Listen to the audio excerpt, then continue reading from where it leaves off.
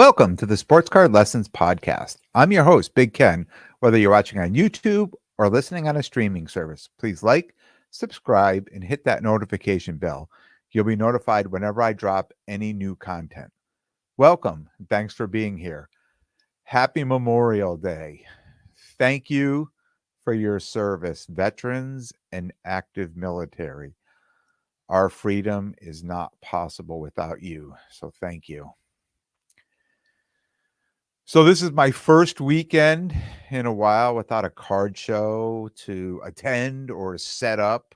Um, my wife said to me, "Will you be going through withdrawals this weekend, not having any card shows?" And I said, "Even though there are no shows, there's plenty to do in the hobby, right? Plenty to do right here, right from home. Don't need to leave home to be part of the hobby." Um, and we talk about that a lot, right? There's so many ways to be part of this hobby. And people think that, you have to do it one way or another way. You need to go to a show, or you need to be, you know, active here or active. You need to be something, right? You need to do something if you want to be part of the hobby. But how you choose the hobby is for you. And there's plenty to do. And all these shows, if you go back, all these episodes I've been doing, it's weekend after weekend of attending shows. And all of a sudden this weekend I have no show. Uh, but I still had plenty of hobby stuff to do. So my weekend started Thursday night. I found a card on PWCC, and it was in the fixed marketplace area. And what that means is somebody just put a price on the card that they wanted. It wasn't on auction. It was almost like a buy it now or make an offer. And I've seen the card there for a while. It's a card that I've kind of had my sights on. That's how I knew it was there. Um, and I just kept looking to see if I could get it cheaper somewhere else, right? I mean, bottom line, that's it. I understand PWCC has this, 20% buyer's fee. So whatever the selling price of the card, there's 20% on top of it. Um, And I kind of had an idea if I offered him what the card is worth, and he had the card there exactly for what the comp was on the card plus the 20%, um, that he was just going to reject it. I say he, she, whoever would reject it or whatever. So I kept looking at it and looking at it, and I knew it was there. And I really hadn't been able to find one elsewhere at a reasonable price. I did find a few that were way so much higher, with not even make an offer or reach out. There was, somebody had one that I just messaged them. I said, "Hey, I'm interested in the card. I see you've got it way over comps. Anything we can do? We can start negotiating on this." And I just got a message back saying no. Yeah, that's the price. Um, so Friday night, I decided, you know what? I've looked at this long enough. I'm going to put an offer on it and see what happens. So I threw a response, I threw an offer on and waited for a response. And one thing I didn't realize about the PWCC doing that, I was waiting for an email or something to come to say, hey, somebody, they responded, and it was kind of late Friday. So I wasn't really expecting anything back Friday night, so Saturday morning, I got up, I played golf on Saturday morning, came back, and I was checking my phone. I had no messages, and I said, "Wow, that's interesting that they never responded. I thought it was a decent offer." So then I went to their website and I pulled it up, and it said, "Oh, they made a counter offer earlier in the morning." And I said, "Okay, so I have to be here. I have to log in and check in to see what's going on." So long short of the story, we went back and forth probably 3 or 4 times. Offer, counter offer, counter offer, counter offer, and we got the deal done. I accepted the deal, and they were very fair about coming down and eating up a good portion of that buyer's premium. So I was excited about that. Um, Obviously, I don't have the card because I just made the deal, but it's 2017 Don Russ rated rookie lime Patrick Mahomes PSA 9. And again, it's just a card that, I've seen, I liked, I wanted, and I even, thought about buying some of those cello packs, the 2017 to see if I can find one. And at the end of the day, I said, money for me probably better spent would just be go and find the card and buy it. So I did. Um, and I was excited about the card. Not only with being excited about making this deal on a Saturday, now I said, "Oh, now that I got the deal done, I need to move a few cards to, cover the cost of buying this new card." So, I turned to my Zion case, and even though I have like 70 something, maybe 72, 73 at the time, cards up on eBay for sale, my first step with those was just to go through to see how long they've been there, send out some offers to people, maybe drop on a few of them. I lowered the price down a little bit, um, trying to get, some movement on those cards that are there. I also have one higher end Alex Ovechkin card on consignment with 4 sharp corners, and that's ending Sunday night as well. So I knew there'd be some money coming in for that as well. But I really wanted to find different money, right? Just go back. So, and I know, and I talk about, you know, um, just cards that I bring back and forth to shows that, sometimes I think, you know what, it's time to move. So I decided I dug into my Zion case and see what I could pull out and list on eBay. So I pulled out like 16 cards, ranging from $29 to $425. Just cards that I thought would be worth my time listing out on eBay that, I could get some bites on. And just to be clear, I have a completely separate box. I've talked about this with all my inventory going to the National. And really all I'm doing with that box at this point is moving, cards that I have now in here in the office or in my Zion box that in my Zion case that I'm just looking to move. So I'm just trying to turn that inventory, free up some cash so I can load up that box to go to the National. And this Mahomes Lime is just an awesome addition, just a great addition. Just another type of card that I think is liquid. Any of those cards in there that if I pulled them out, I dropped them on my case at a show, or I put them online, or I posted them on Instagram or Facebook for sale, people would be interested in those cards. And that's what I have. Those are the cards I want to take with me to the National. Um, So I posted the cards up on eBay, all with buy it now or best offer listings. By dinner time on Saturday, I was already fielding questions and getting some offers on cards. So I'm excited. I was excited about that. There's nothing worse than to put something online for sale, especially on eBay, and then no one ever asks any questions or they never send an offer or anything. And sometimes if you think, wow, this is a great card, this will go, it should go pretty quick and you don't hear anything. It's a little disappointing. But here, I'm putting stuff up and I'm trying to go off this to do something else.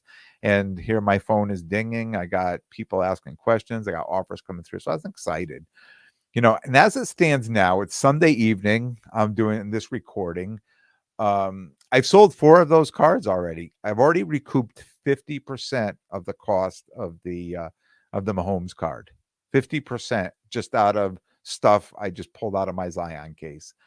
Um, and I just watched my Ovechkin card sell for 4 figures.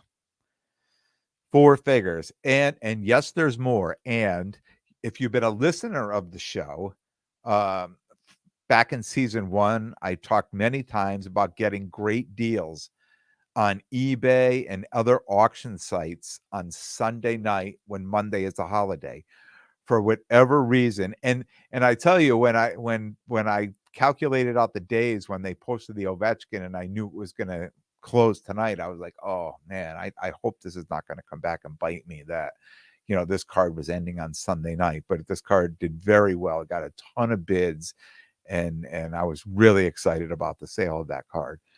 Um, but I've also been able to pick up a few steals myself along the way, tonight. Not only on eBay, but PWCC. And, you know, there's nothing better when you sell some cards and, not only can you get stuff to put in your inventory, especially as a dealer, but then you can go pick up a few PC cards too. And my PC cards, they're not very expensive. So, I was happy to pick up, some WNBA cards tonight, some Trinity Rodman cards, just things that I felt that were really undervalued. And I was happy to pick them up for the price that I did. I even picked up a nice Mike Tyson card tonight too. So stuff I'll be able to share with you when I actually have them in hand. Um, when I'm here in my office with all my show inventory that hasn't or isn't selling, at any of the shows that I've been going to, um, any of the shows that I've done, usually, it's just time to move on from them. Um, but I hate taking an L on any card. So my first step, especially when I started doing this eBay stuff, was I'm going to put it up for what's going to either give me a profit or cash me out of the card without a loss. And I've been pretty lucky so far with eBay. And I know there's fees with eBay and there's a paper trail and there's a lot of reasons people would, may not want to do it. And by no means do I get paid by them to, any advertisements, anything like that. But uh at the end of the day, carrying cards back and forth to shows, just getting the same eyes on them, and nobody's asking about the cards. I need to do something else with them. I need to put them somewhere else where, there's different eyes on them. Um, it's interesting how fast on me putting these cards online, people were messaging me about a card that I've had in my case at shows since December, and not one person has ever said anything. And when I picked the card up, I said, "Wow, this is a great card. Like, I think people are really going to like this card. I think it's going to sell pretty quick." And I put it in my case, and not one person has ever asked me about the card. Has ever said, "Hey, that's a nice card." Anything. And I'm going to give you a for instance on this card. It was a Micah Parsons 2020 XRC Redemption, PSA 10.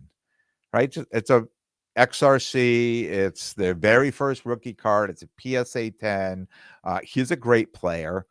The card's not that expensive, and I thought for sure that card would sell quick. I've had that, like I said, in my case since December. No one's ever mentioned that card. I put it on eBay, and within hours, I've had multiple offers and sold it for more than I probably would have ever sold it out of my case at a show. When I first got it, I thought, "Oh, this card's gonna, sell for whatever," I thought, and then no one ever even made an offer on it, and I thought, "Wow," I said, "The price is priced right at comps, it's priced really well," and no, nobody even I don't even think they even looked at it.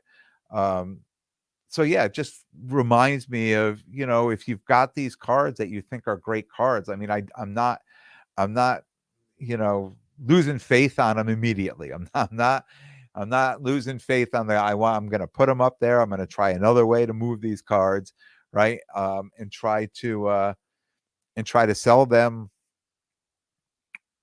you know, at the minimum to cash out and not lose money, but to try to make a profit, right?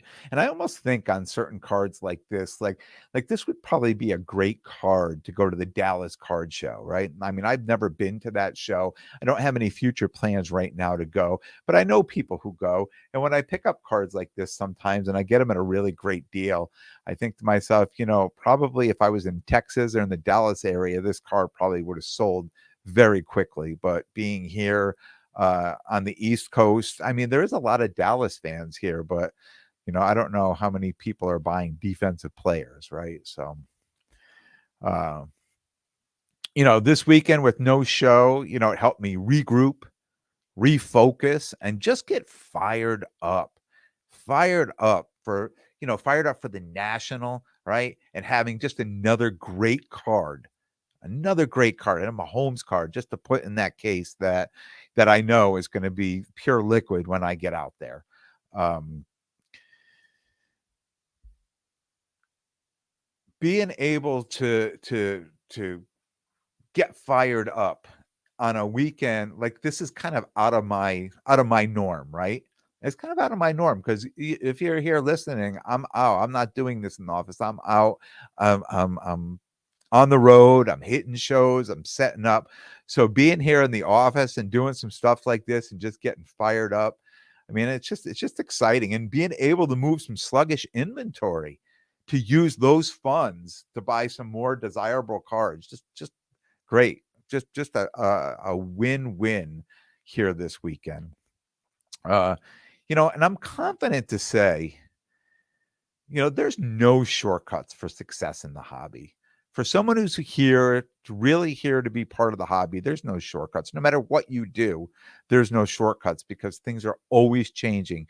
You never know what's coming next, and you have to always change with the hobby, right?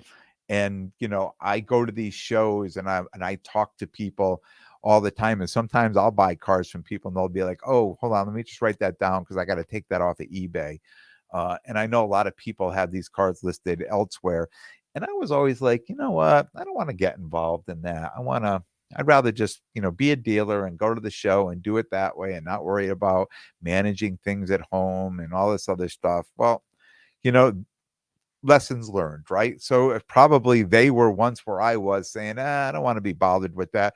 Now they have all their cards up there. I probably have, 80 or 90 cards now listed on eBay for sale. And I've been selling them pretty regularly on there. And I'm that guy now at the show that's, saying, oh, wait a minute, let me write this down because I need to take this off of eBay.